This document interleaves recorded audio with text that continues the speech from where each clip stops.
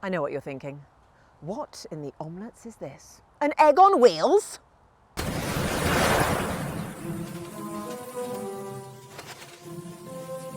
A Fisher-Price concept car?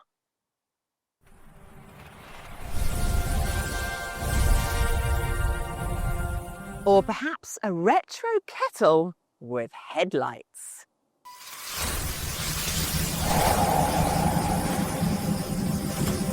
No, it's one of those things. It's the Microlino, a fully electric microcar inspired by the 1950s. Now, stick around because I think this is possibly going to be the most fun you can have driving in a city without getting arrested. Now, it is based on the BMW Isetta from the 1950s, but unlike the original, it has the benefit of 4 wheels. Oh, sorry there. Which basically means it doesn't fall over every time you attempt a corner, which is a win, I think. It's about 2.5 metres long, 1.5 metres tall, which means it's shorter, narrower than pretty much all city cars, and it's designed for one purpose only: to rule urban streets. At a price, but more on that later. Now, this is my favourite part of the front. No, not a frunk. It is, in fact, the door. The only way in and out of the Microlino is through the front, literally the front door. It's kind of cool, kind of fun. The downside to it is, if you're out and about and you parallel park, and someone decides to park a little bit close to you, you're not getting in or out. Same thing if maybe you pull up and you park in front of a wall, you're not getting in or out. I will show you.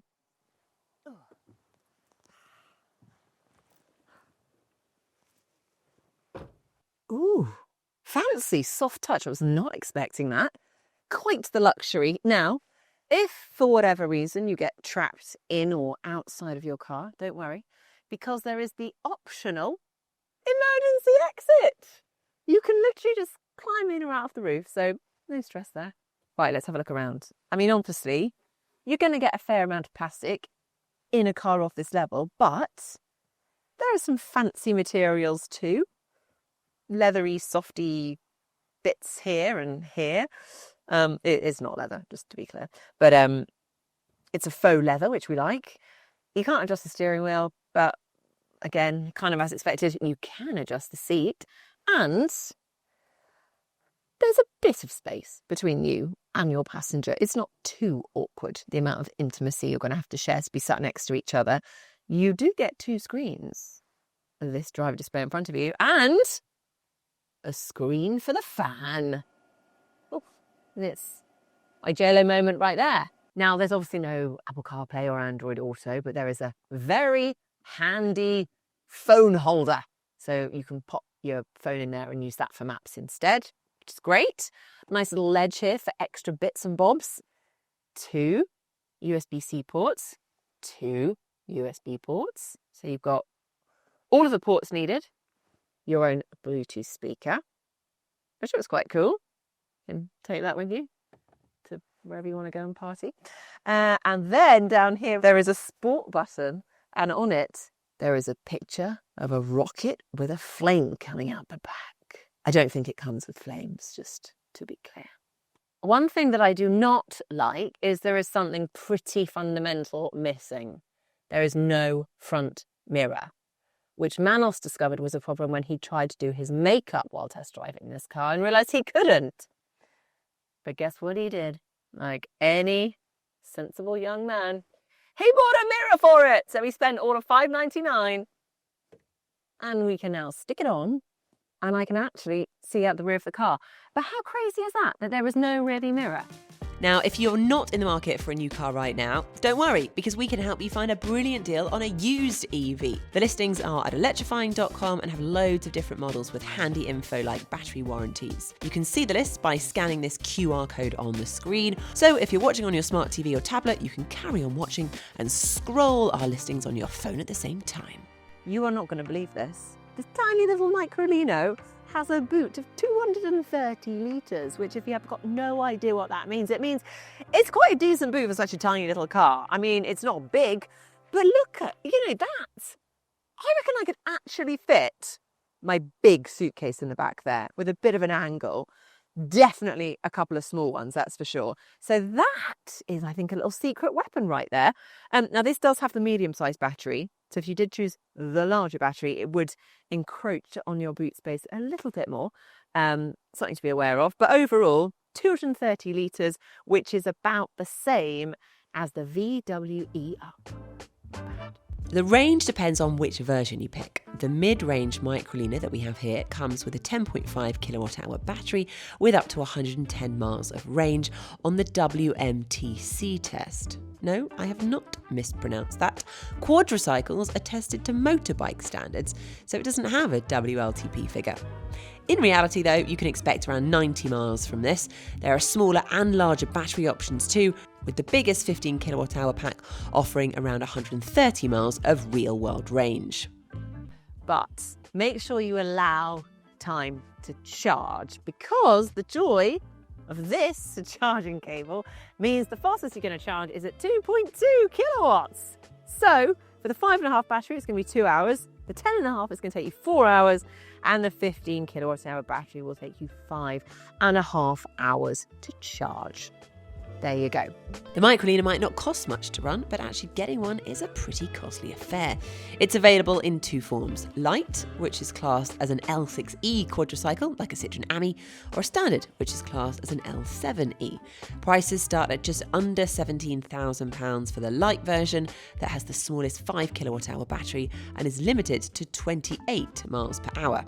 The mid-size version starts from £19,790, while the bigger battery will set you back £21,500, which is a lot of money for not much car. Right, let's find out if she's as fun as she wants us to believe. Initially I would say yes, it's light, it's nimble, it's eager to please. It's quite noisy though.